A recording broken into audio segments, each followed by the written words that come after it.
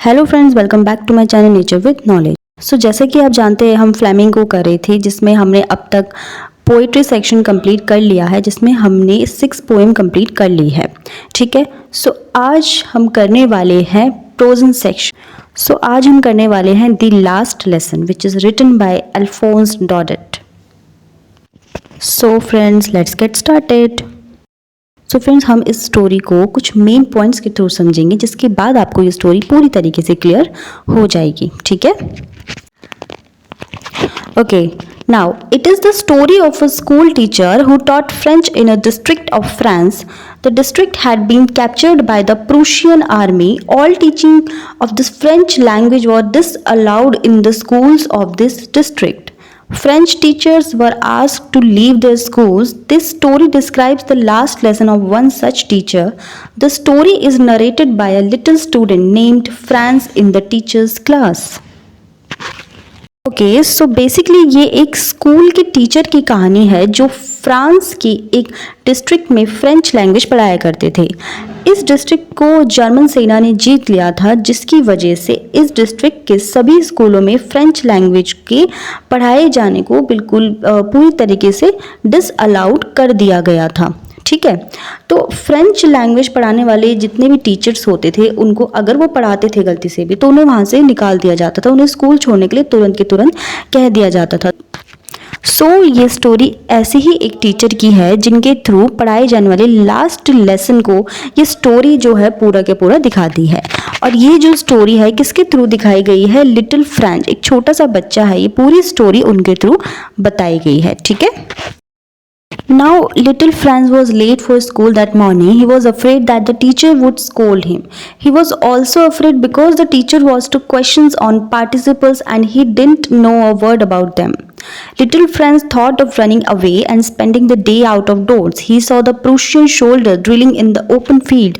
Watching them seemed to him to be far more tempting than the rules for participles. However, he hurried off to school. एक दिन little French school late पहुंचा था, जिसकी वजह से वो डर रहा था कि टीचर उसे डांटेंगे। वो इसलिए भी डरता था क्योंकि टीचर ने पार्टिसिपल्स के बारे में कुछ क्वेश्चंस पूछने थे और उसे उनके बारे में कुछ भी नहीं पता था।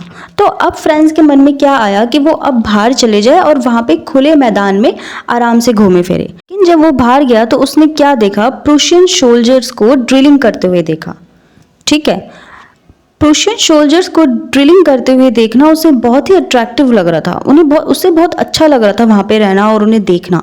उसे पार्टिसिपल्स के रूल से ज़्यादा वो सब अच्छा लग रहा था। लेकिन फिर भी उसने क्या सोचा कि वो अब जल्दी जल्दी स्कूल चले जाए। ठीक है, Now on his way, little Franz passed by town hall. He saw a crowd of people in front of the bulletin board.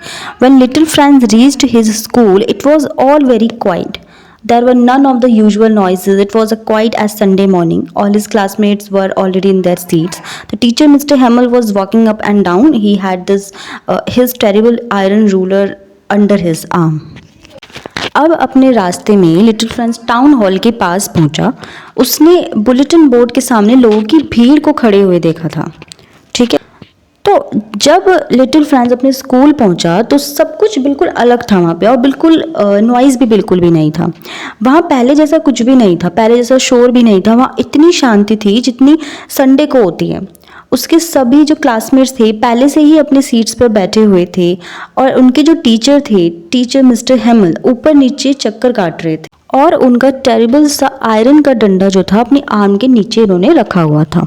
ठीक है, Little Franz opened the door and went in.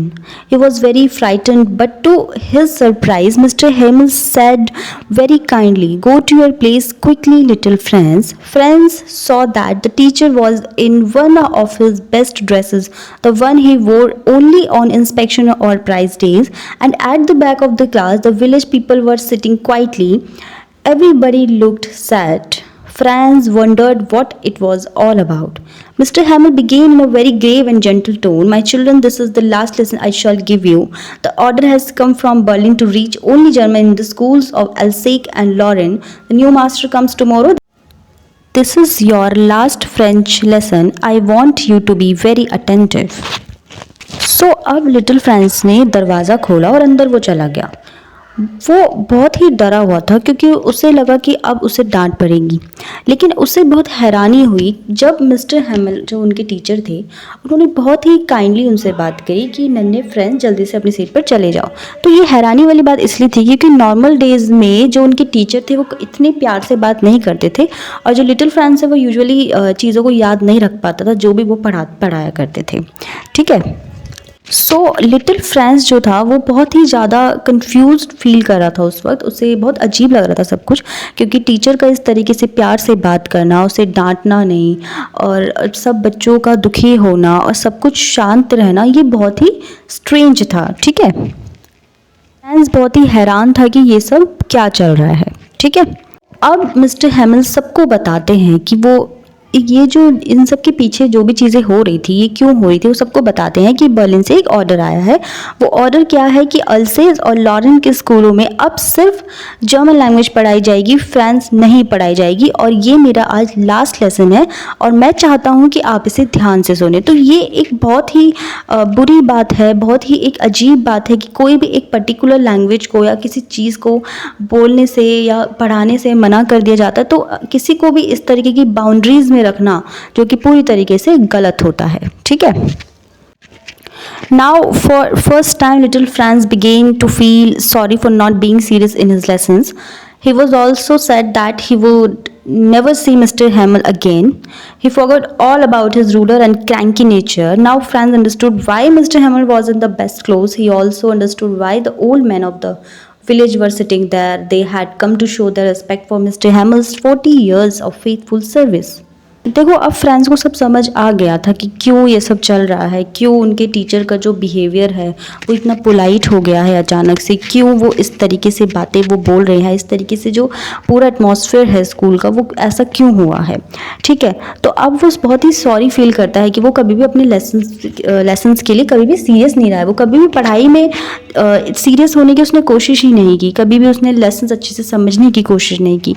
तो इससे आप क्या सीखते हो कि देखो, कई बार क्या होता है कि आप किसी भी चीज़ की वैल्यू तब करते हो जब वो चीज़ आपसे दूर जाने वाली होती है। तो यहाँ पे यही चीज़ है, लिटिल फ्रेंड्स को अपने टीचर की वैल्यू कब पता चलती है, जब वो उससे दूर जा रहे होते हैं। ठीक है। अब उसे सारी चीज़ें समझ आने लग जाती है, क्यों वो बेस्ट क्लोथ्स में थे, क्यों सारे बच्चे सैड थे, वो सारी चीज़ें अब समझ चुका था। ठीक है। Now Mr. Hamel asked friends to recite the rule for participle. Friends got mixed up on the first words, but Mr. Hamel didn't scold him. He only said, "You pretend to be Frenchmen and yet you can neither speak nor write your own language. But you are not the worst, little Franz. We have all a great deal to reproach ourselves with." Then he spoke in detail about the French language and said that it was the best language in the world. Okay. अब mister हैमिल French से participles के rule पूछते हैं, लेकिन वो नहीं बता पाता। वो कुछ वर्ड्स बोलता है फिर अटक जाता है, बट फिर भी मिस्टर हैमिल उसे डांटते नहीं हैं। ठीक है। मिस्टर हैमिल उससे कहते हैं कि तुम अपने आप को फ्रेंचमैन कहते हो, लेकिन ना तुम बोल पाते हो फ्रेंच, ना तुम लिख पाते हो, लेकिन फिर भी तुम वर्स्ट नहीं हो। ठीक है। मिस्टर हैमिल कहते हैं कि हम सबके पास खुद को कोसने के लिए बहुत कुछ है, और फिर वो फ्रेंच लैंग्वेज के बारे में डिटेल में बात करने लग जाते हैं और फिर कहते हैं कि फ्रेंच इस वर्ल्ड की सबसे बेस्ट लैंग्वेज हुआ करती थी। ठीक है। Now Mister Hamel opened a grammar and gave his last lesson to his class. Little Franz was amazed to see that he understood every word of it. Mr. Hamel explained everything with great patience. After the grammar, he gave a practice in writing. All at once the church clock struck 12. The sounds of the midday prayer were heard. At the same moment, the trumpets of the Prussians returning from drill were heard. Mr. Himmel stood up to say something but couldn't. He was choked with emotions. He took a piece of chalk and wrote on the blackboard as large as he could, "Long live France." So अब mister हेमन ने grammar की book खोली और class में अपना last lesson समझाया। France को ये देखकर बहुत हैरानी हुई कि उसे सारी चीज़ें समझ आ रही थी, एक एक वर्ड उसे उस टाइम समझ में आ गया था। ठीक है। बहुत ही अच्छे से मिस्टर हेमन ने अपना लास्ट लेसन समझाया। ग्रामर के बाद उन्होंने लिखने की प्रैक्टिस कराई। ठीक है। जब सारे बच्चे प्रैक्टिस राइटिंग में बिजी थे तब मिस्टर हेमल सब कुछ बहुत ही ध्यान से देख रहे थे, पूरी क्लास को बहुत ध्यान से देख रहे थे, क्योंकि अब वो वहाँ से जाने वाले थे। ठीक है। अब अचानक गिरजी की घड़ी में 12 बजने की आवाज़ आई, ठीक है। मिड डे प्रेयर्स की आवाज़ भी सुनाई देने, उसी समय प्रूशियन सोल्जर्स के नगाड़ों की आवाज़ें सुनाई दे रही थी जो ड्रिल से लौट रहे थे। मिस्टर हैमल कुछ कहने के लिए उठ ही रहे थे लेकिन कुछ बोल भी नहीं पा रहे थे वो, ठीक है। बहुत ही दुखी थे उस वक्त, क्योंकि अब उन्हें वहाँ से जाना था। वहाँ पे फ्रेंच लैंग्वेज अब नहीं बोली जानी थी, ठीक है। अब लास्ट में उन्होंने क्या किया, ब्लैक बोर्ड में बड़े बड़े वर्ड्स में लिख दिया लॉन्ग लिव फ्रांस, ठीक है। फ्रेंड्स, अब मैं कुछ टेक्सटुअल क्वेश्चंस और कुछ एग्जामिनेशन स्टाइल क्वेश्चंस आपसे शेयर कर रही हूँ, आप इन्हें देख सकते हैं।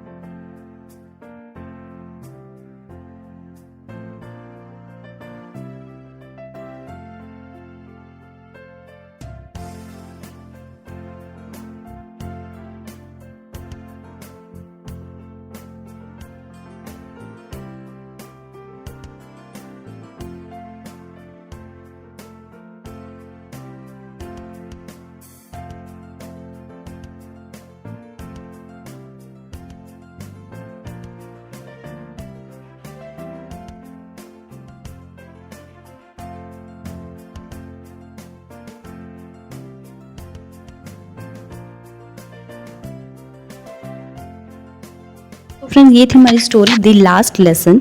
आई होप आपको ये स्टोरी अच्छी लगी हो, और अगर आपको ये स्टोरी अच्छी लगी तो प्लीज़ मुझे कमेंट्स में बताएं, और ज़्यादा से ज़्यादा वीडियो को लाइक करें, शेयर करें, और मेरा चैनल सब्सक्राइब करना बिल्कुल ना भूलें।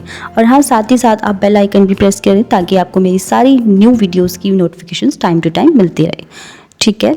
मिलते हैं नेक्स्ट वीडियो में, till then bye bye, take care.